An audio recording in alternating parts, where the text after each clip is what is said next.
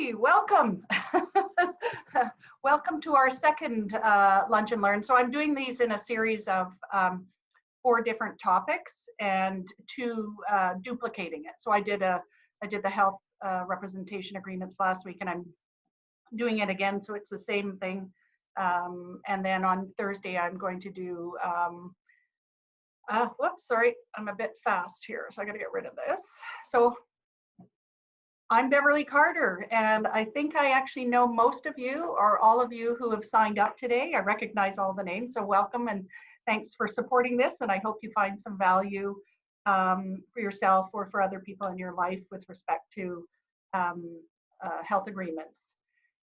Just a little bit about me, that I was commissioned to actually look at the date just 7 years ago. And I have previous background teaching, also in small business and working in the executive government and in different areas in government. I'm a mom, the better half of Bruce, and daughter, sister, and aunt. So all of these roles matter when we're talking about any of the documents that we have. And we love dogs at home and in the office. And some of you recognize that little black creature there in the corner, lower corner. Just to let you know who we've got here. So this is a picture of our staff here. I'm the only notary. We have Vicky, who has been accepted into the notary program. So we are calling her the apprentice. So this is Vicky here, for those that don't know her. And so in just over 2 years, there will be a second notary here. Oh. We also have Alicia. Alicia just joined us a couple of weeks ago, and so she's at UVic. She's in the commerce program. She's a business student, and so she is working on marketing for the summer, and that's why I'm able to get to do these things in the busy schedule. So welcome, Alicia, and she's in the room here listening as well as Vicky. They're keeping me on track. We should do a timing just so I can chat. Some of you know that. A couple of housekeeping items. So so we have the chat option. So if all of you have the ability to just say hi or do some sort of a message, I'm just going to send a test message to everyone. So you'll see the Zoom group chat. So if you can just say something back, so I know that you have that function. I will try to answer questions throughout, but I may find that, yay, okay. 1, 2, I see. Hi, Joanna. Good to have you on board. I was thinking about you recently too. So if you find this valuable, I really ask that you share on your Facebook or wherever else you see it that this exists, because I think I have a lot of information as a professional, but also as a person. And there's value in that and helping out educate other people about the documents and stuff. Anything else on housekeeping? I think we're good. I prefer doing it this way. Does that work? No, maybe not. Okay.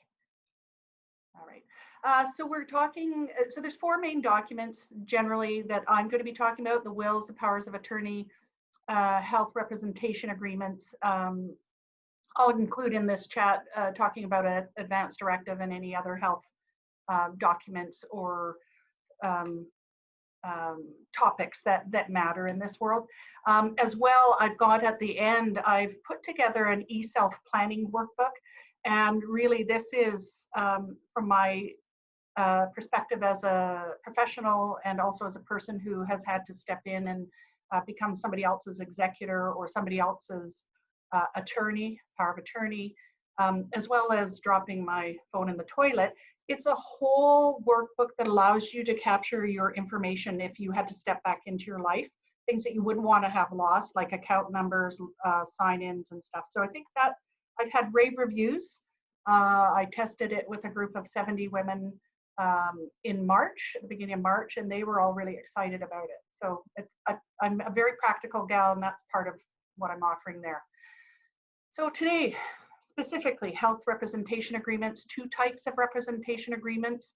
I'm going to focus on the health section 9, which is done when you have full capacity, but I will touch on advanced directives, medically assisted dying, MAiD, substitute decision makers, who would you choose, and the benefits of having the health agreement in place. And I just give you a bit of a background. Actually, I just have some of my experiences that have come into play. This is actually some notes. The second point there is when my brother, just 16 months ago, he was admitted into the hospital, into ICU, quite seriously. And these were some notes from my initial conversation with the doctor. You know, really sick, critically ill, bad pneumonia, life-threatening, whole left lung infected, bacteria in the bloodstream, other organ systems not working. And so, you know, any one of us at any time can be thrown into a critical situation, called upon to make decisions, or like I've noted there with my mom, sometimes you have a very long-term illness of a loved one that you're dealing with, and you need to manage them through short or long term. And so I bring into that experience because I've learned a lot. I've certainly had some pretty hard experiences, and I always have looked to help other people, particularly my clients, and now through this system, to be able to educate you, because it's not easy, and it's important to give some thought to it, because planning in advance will help your family to help you, right? So just touching on that, I have written a couple of articles. This is one that was published in our the Scrivener magazine, which is our Society of Notaries Public Professional magazine.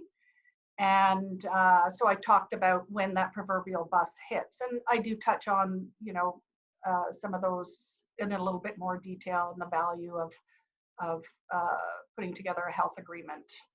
And then I have one more recently. So the red one was from last spring. It was published a year ago, but it still is incredibly relevant today. This one was talking about the relevance of planning and how to impact your wealth. So you need to add in that component when you're thinking through these things. So these are just two that are available for you to look at, magazines. So getting into the representation agreement. So these agreements, I call them health agreements because most people get that.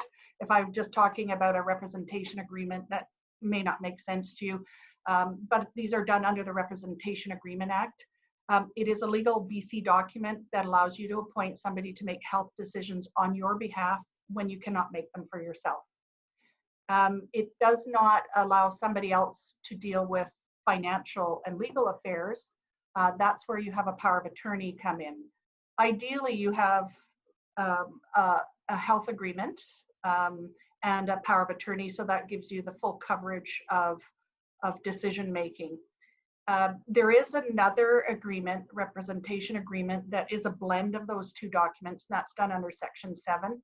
And I'll touch on that a bit later, but essentially for people who have reduced capacity, there are some options for them, but it doesn't work for everybody and for different reasons. So of course, we have different options available to us. So when I'm talking with clients, I need to look at what's your capacity to do the document. You have to have full capacity to be able to do a representation agreement, a will, and a power of attorney. And so interestingly, it's one of the features in the BC, in our law here, is that everyone is presumed to have capacity for making a representation agreement. So for health purposes, you're presumed to have capacity, but then you may not, or you may have modified or reduced capacity or fluctuating capacity. So capacity is really important for not only for you to get the document prepared and to sign it, but also when it's being used. You need to have the authorities where you're using it, whether it's the health authority or your doctor. They need to rely on that as being done professionally, ideally, and keep the integrity of the document. So that's where a notary or a lawyer tends to come in doing these, is that we assess your capacity and we interview our clients to make sure that they're capable of doing the documents. I do certainly see people who've left it too late, and in which case then we look at alternate options for them. And that would be the Section 7, which again, I'll touch on a bit more after. So under the Section 9 representation agreement, we have, this is for people with full capacity. They make major healthcare decisions, minor healthcare decisions, and personal care. And so major healthcare is surgeries, anything requiring an anesthetic, any major diagnostic or investigative procedures, like a biopsy, for example. And then you've got your cancer treatments, you have kidney dialysis, and you have laser surgery, as well as this long act, the Healthcare Consent and Care Facility Admission Act. Sorry, we've got somebody else coming in here. Hang on, who have we got? Sorry, okay, I'm just admitting another person in, thanks. So yeah, so when we're talking about Section 9, we're talking about giving somebody else the authority to make decisions under these in these areas. You will note there that there isn't any particular definition of making end-of-life decisions, and I'll touch on that in the next screen. So you have major healthcare, which is everything that was defined before. Minor healthcare is anything that isn't that. So getting a flu shot would be minor healthcare, or dental work, or an antibiotic would be an example. And the representatives can be called upon to make end-of-life decisions, but sometimes it doesn't really fall necessarily totally into major healthcare. But minor healthcare has a place in that. So for example, if you have somebody with advanced Alzheimer's, or somebody who's had a massive stroke and then they get pneumonia, and it's clear that they're not ever mentally coming back to any state, and their wishes have always been, I wouldn't want to live like that. You know, you ask the question, would I give them an antibiotic to treat the pneumonia just to keep them going? So there is a strong role to understand how minor health care impacts the overall care and longevity of a person. So there's also personal care, which is, this is well defined in court decisions, and this is almost verbatim what the court decision is, but that a judge had decided. You may remember there was a woman who had dementia or Alzheimer's who was still continuing to open her mouth to be allowed food. And this, in that decision of the court, this personal care was part of the decision making, and it was re-emphasized in common law in this way. So, you know, personal care is how you live, who you live with, whether or not you can drive or have a boating license for some of us, Lisa, right? As well as, you know, your day-to-day grooming and other decisions, what you wear, what you eat.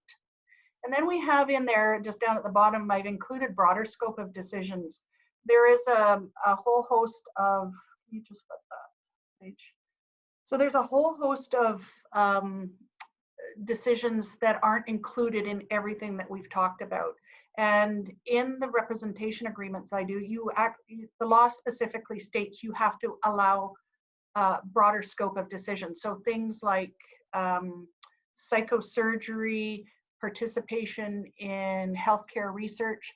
So for example, if you had Parkinson's disease and it was quite advanced, but one of the things that you wanted to be involved in for the greater good to advance any developments or treatments for a particular disease was being involved in healthcare or testing of drugs and stuff like that. That's included in the broader scope of decision making. So it's in there. And so abortion is actually included in there, oddly enough. There's a couple other things. I'll come back to that in a moment. So, oh yes, removal, sorry, I'm gonna go back. Removal of tissue from your body for implantation somewhere else. So you could be on life support and your representative could make decisions about donating organs. And it's clear if you're on life support that you would be brain dead, right? But these are the types of decisions that you can give them the ability to say yes to, also the ability to say no to. So just talking a bit about the power of attorney, because I touched on this before, where under the health agreement, you have somebody making all of your health decisions and you can't make them yourself, some of those health decisions have financial consequences. And so you need somebody under a power of attorney to be able to sign off on them. And they may not always be the same person. But it also gives you the full coverage of, you know, if you can't manage your own health stuff, you certainly can't manage your own finances. So who's going to be there to continue to pay the bills for you? Even if you have a short-term illness, you know, so you may have quite a severe stroke. And I use that one because it's common enough. And you may eventually recover somewhat to regain your capacity. But who's going to pay your bills? Who's going to make sure that your Visa card gets paid? Because in the absence of these things getting paid, it can affect your credit rating, and you know, other payments, or they may get canceled ultimately. And so there are other consequences to not having power of attorney in place. So they kind of work hand in hand. If you're not managing any part of your life, you need people to manage them for you. That's why power of attorney is important. The Section 7 agreement, which is a hybrid of the, it's a hybrid of the Section 9 and the power of attorney. So what it does is it allows routine powers around legal or financial. So just paying day-to-day bills, yes. Collecting mail, yes. Doing those sorts of things.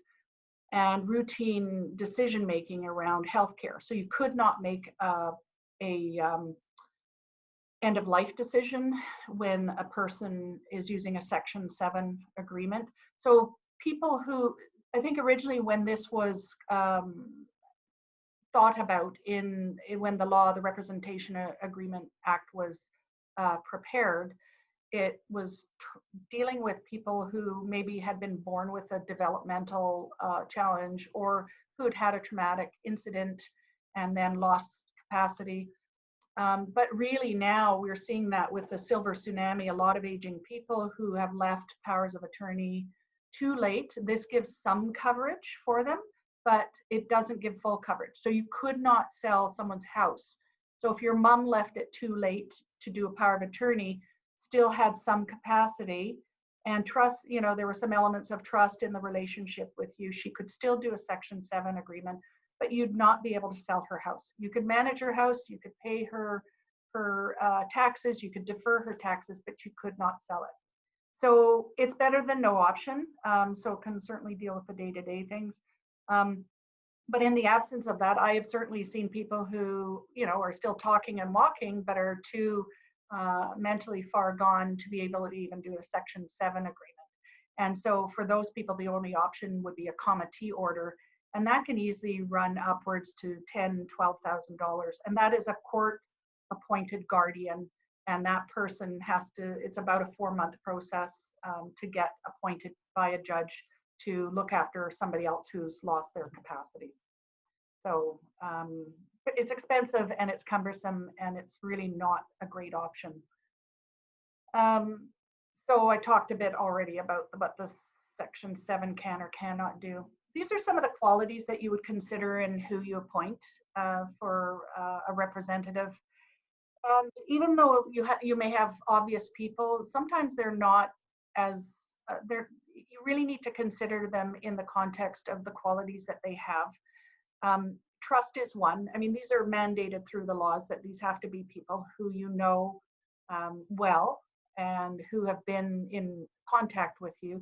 So you can't have a long lost child that you haven't really seen for 7 or 10 years, all of a sudden, you know, helicopter themselves in or parachute themselves in to the side of your bed in the hospital and start, you know, making decisions for you. There isn't the element of trust there. Do they have good ethics? Do they have the personal fortitude? You know, can they manage you through, or somebody through like 10 years of Alzheimer's? I did that with my mom. Or can you manage making a decision around a critical illness? You know, my dad fell down the stairs, landed on his head and had a severe brain injury and was paralyzed. And then this was like 2 days before Christmas, like 13 or so years ago. And there was a lot of critical decision making. Sometimes it was minute to minute, hour to hour, certainly, you know, half a day to half a day. So you need somebody who has the personal fortitude to work to deal with those situations. Are they close? You know, I mean, are they living in New Zealand or are they here? Are they available? Do they work, you know, on oil rigs and they're gone 6 months of the year? These are all things to consider as you're approaching the people. A big thing that I've really learned was the ability to think critically, because you can imagine if all of a sudden somebody, you know, one of my kids all of a sudden had to start making decisions for me because I've had an aneurysm and I'm on my bed and they need to figure out the course of treatment. They need to be able to think, if I said yes to the treatment that the doctor is presenting to me, would that be consistent with what my mom would want? Or if I say no, would that be consistent with what I would want? Well, depending on what the science says about your condition, is it permanent? Do you have permanent brain damage or not? Is there a possibility to recover, to regain some of your capacity? And so you need somebody to be able to tackle the healthcare system. I certainly did this a lot with my own brother who was admitted into the hospital. And I found one of the challenges I found there, depending on which doctor was on, some were far more optimistic. And let's be clear, it was grave.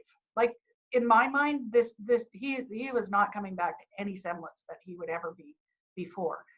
But you know, we took the approach at the beginning to give him a fighting chance because we didn't know all that had led up to him being admitted to the hospital. We suspect he'd been down for at least 18 hours, possibly up to 2 days. And, you know, so we thought he would want a fighting chance. But then it was clear that there was elements of brain damage, lots of multi-organ failures. Do you keep giving treatments, or do you say, hey, this is kind of enough, and are we looking at palliative care at this point? Not easy, not easy. So, you know, one of the best things that I find is to, as a way to, you know, sort of mitigate some of the challenges that some of your loved ones will have if they're called into a critical situation, is to talk openly about what would happen to you if you got hit by a bus. Talk about what quality of life means to you. I think it's important that they hear it verbally from you, and that then you make the document that appoints the people who are going to uphold what you want. I certainly have talked to parents in my day-to-day conversations where they know they may have 2 kids and they know one of them absolutely could not make end-of-life decisions for them. They would keep them going at all costs, even though that isn't what you would want for yourself. So you need to make sure that they will support what you want. And then let's talk about when you don't have a health agreement.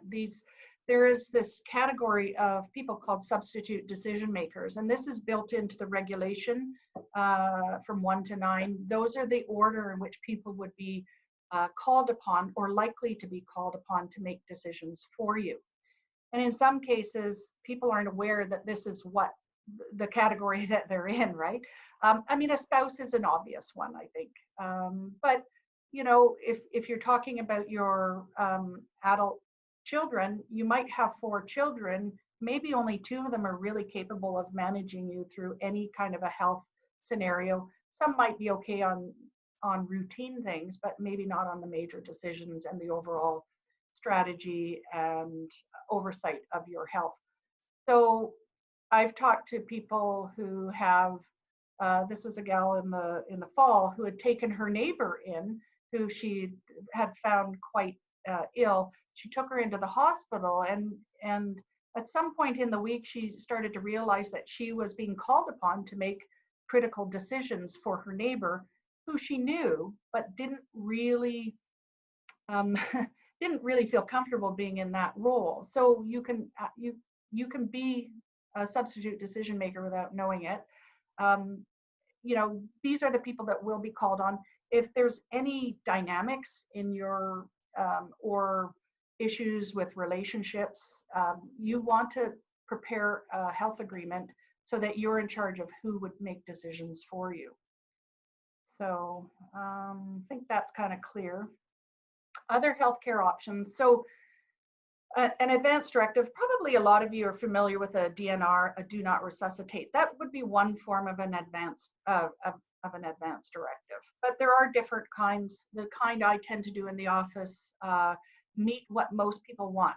Most people generally want that if they got hit by the bus, that proverbial bus, they want to be treated and stabilized. And then if it's determined that they are moderately to severely damaged, then they don't want ongoing treatments to keep them going at all costs. So that's what most people, just in general conversations that I have, as well as in the preparation of the advance directives, they will put. There is also in the BC system, the MOST program, and the MOST program is our health directives.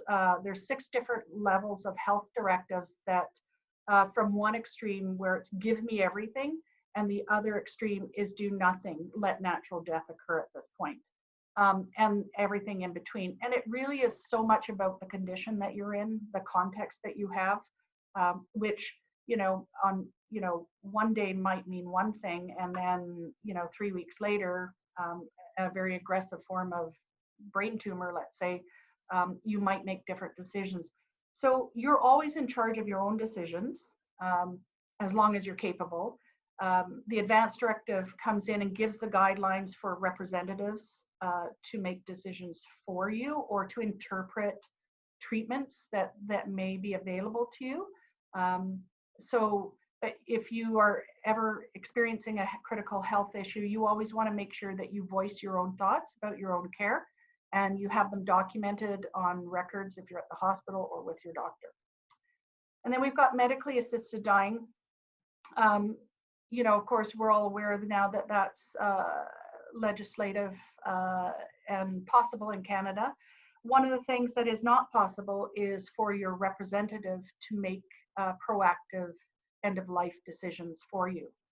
But they do have other options to that are not part of the proactive, to withhold care, to go to palliative care, or in some cases it's to give some treatment that may be to your benefit to reduce pain, but it may put you closer to your end. So medically assisted dying, currently you have to have capacity at 3 different times, and as well have a condition that's irremediable, and you will only continue to get worse, and you will lose your capacity at some point. So you have to have capacity and communicate that with the doctor, and then you get the equivalent of a second opinion, and then just before they administer the dose. So that's what, essentially in a nutshell, medically assisted dying, where that's at.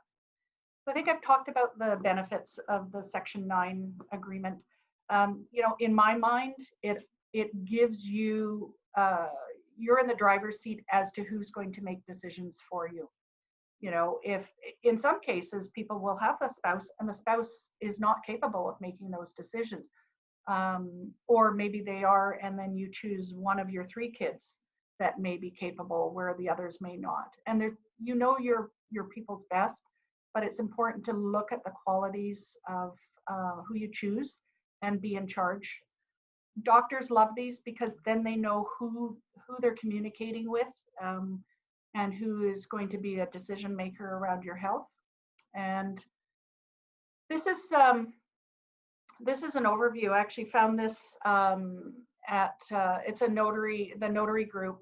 Linda Paisley is a notary in Kelowna, and she had put together this snapshot of where the benefits of everything that you get. So in the first column, you've got Section 9 or Section 7, representation agreement, and where you can pay bills, make minor decisions, make major health decisions. That's borderline. But a Section 9 gives you all of that. And when you look at the coverage that you get with a power of attorney, between the Section 9 and the power of attorney, you get full coverage for somebody to step in and manage your life for you. So that's sort of, I thought this was a good overview of where this benefits you.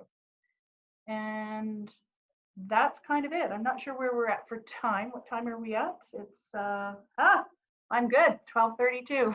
I'm going to say happy lunch and learn. I look forward to seeing you at other webinars, and do share this with your friends. That helps me. I'm a small business, and I appreciate everything that you do and all the support that you give. So thanks very much.